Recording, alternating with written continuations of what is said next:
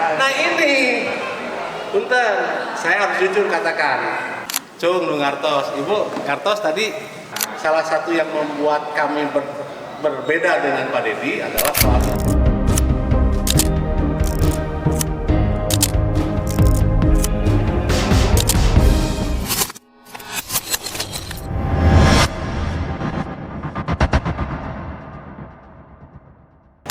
tempat ibadah kami ini, khususnya yang berada di wilayah Pasir Kaliki ini, kita punya musola ya. Musola ini tiap tahun banjir Pak Rafael. Jadi memang harus direnovasi. Kami lagi berdiskusi dengan toko bagaimana kita ingin membangun ini musola. Yang mudah-mudahan dengan kenalnya dengan Pak Rafael, dengan Pak Freddy, kami mohon bantuannya ya kaitannya dengan tempat ibadah ini, karena berada di pertigaan Pak Rafael, di pertigaan tadi yang di antara apartemen itu ya ke arah Pasir Kaliki. Di situ kan ada bis, ada terminalnya, di situ ada angkot segala macam. Jadi tempat ibadah itu betul-betul digunakan. Jadi kalau pada saat posisi banjir, mereka tidak bisa melaksanakan ibadah sebagaimana mestinya, termasuk MCK. Itu saja mungkin Pak Rafael.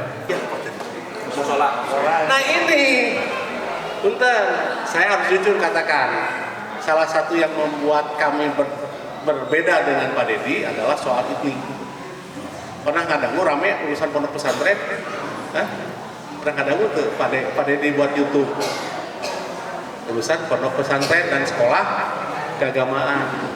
Nah memang kemarin tuh anggaran untuk itu dibencit lah bahasa Sunda dikurangin gitu. Tapi lah dikurangin aja tidak sakio langsung ngejeblak karena gitu. Dihabisin. Cung Nu ngartos, Ibu ngartos tadi. Ngartos teh. Oh henteu, lamun teu ngartos naon ditaroskeun. Sok hayang naroskeun naon? Tos daya berarti ngartosnya. Atau playnya tinggal naon. Kita ngartos pekerja informal tadi bisa terangkan. Ngartos naon coba? Kerja informal itu yang punya pekerjaan tetap, Ya. kayak pedagang atau serabutan, ojol. Ya. Nah, informal. Kalau formal udah pasti punya pensiunan. Ya. Informal nggak ada. Pinter. Nah, terus rencana APBD tahun 2026 ada yang dianggarkan untuk pekerja informal tadi nggak, untuk BPJS-nya? Untuk BPJS tenaga kerjaan. Ada. Terus mau mengajukan untuk hari tua. Ya. Hari tua. Nah, tapi baru 1 juta.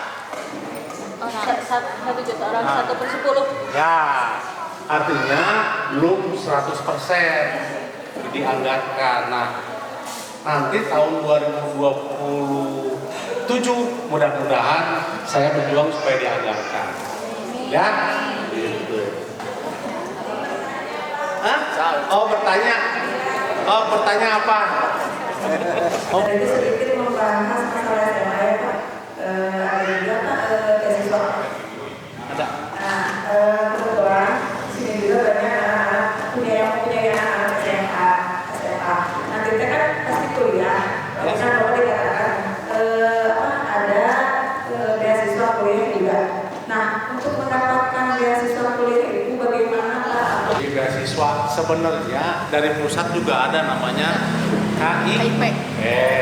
Nah pemerintah provinsi juga beasiswa. Nah memang saya belum detail teknis bagaimana caranya segala macam. Tapi yang saya tahu yang jelas diprioritaskan bagi beasiswa itu bagi yang mau kuliah di Fakultas Kedokteran. Awis, tapi kan di beasiswa kan, jadi murah itu beasiswa itu mah. Fakultas Kedokteran. Kumaha? Ya kan itu beasiswa gitu. Nah, jadi kalau di beasiswa berarti nol gitu. Jadi diprioritaskan bagi Fakultas Kedokteran. Mata baru dapat berupa linter, ame kapilih. Gitu. Ya. Kalau pendidikan bisa apa? Apanya? Konsultan. Sok. Kalau penerimaan PPDB tidak usah dengan domisili atau zonasi, nem aja kayak dulu gimana? Ya. Mengusulkan ke atas. Ya, gitu, ya. Pak. Gitu, Boleh, Pak. boleh. Zaman dulu nem. Jadi pokok nama ukurannya nilai. Nah, kenapa zonasi itu penting? Sebenarnya gini, semangatnya itu adalah untuk pemerataan pendidikan. Karena lamun diadu nem, puntennya, diadu nem, contohnya SMA favorit, SMA 3. Kira-kira anak tukang beca dan anak gubernur saya masuk kadinya. Hah? Anak gubernur, kenapa? Dia mungkin gubernur mampu, dileskeun lah, boga iya, boga itu. Anak tukang beca nggak punya apa-apa. Kan kalau nem, Pak, kalau domisili anak-anak kalau misalkan dia ada ulangan, ujian tidak pernah belajar. Kenapa? Kebanyakan. Itu Kalau soal- domisili. Nggak juga, ada juga anak. Iya, emang. Enggak Kebanyakan juga. anak-anak yang nyantai, nggak fokus belajarnya kalau ada PAS, ulangan atau ujian. Kan kalau nem dia harus belajar benar-benar. Sekarang sistemnya kan kalau di Nggak pendidikan. gini Bu, punten. Kan pendidikan yang sekarang PPDB tidak hanya donasi, jangan salah. Mimpi nggak dibuka, prestasi juga ada. Karena kan tingkat persennya lebih sedikit, Iya. donasi lebih tinggi. Justru Gede. karena lebih sedikit kudu berpacu, kudu banyak. Ya memang Apa di alus biasanya daerah. ini kadang kita kan yang daerah sisipan daerah yang kesana kesini nggak bisa keterima kalau Ya, donasi nah domisili itu ya. artinya apa? Itu soal pemerataan Nah, itu. sarana. Makanya kemudian tidak donasi 100%, tidak KTM 100%, ada variasi. Variasinya apa? Ada jalur namanya prestasi. Yang kedua ada jalur KTM, warga tidak mampu. Dan ada jalur perpindahan orang tua dan donasi. Nah ini memang yang jadi kontroversi zonasi. Tapi semangatnya zonasi itu sebenarnya itu untuk menghilangkan sekolah favorit. Jadi lalu diadu ke SMA Tilu, pasti anak tukang beca elek ku anak gubernur. Ya pasti atunya. Kan teu adil oge akhirnya masuk swasta, teu boga duit, jadi akhirnya putus sekolah, akhirnya karunya gitu nya. Putus sekolah dia. Mentang-mentang anak gubernur punya akses bisa, mentang-mentang itu tukang beca tebukan naon dora HP merenya. Akhirnya dia masuk swasta tergaduh, akhirnya putus sekolah gitu. Rumitnya Bu, memang tidak mudah. Jadi saya mengucapkan terima kasih banyak. Mudah-mudahan apa yang akan kita rencanakan, akan kita lakukan bermanfaat untuk masa depan anak cucu kita. Terima kasih.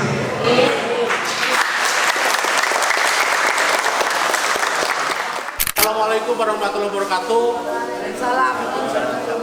Saya Rafael Semorang sedang berada di RW 10 Kelurahan Pasir Kaliki, Kota Cimahi, sedang melakukan pengawasan dan penjagaan pemerintahan Provinsi Jawa Barat.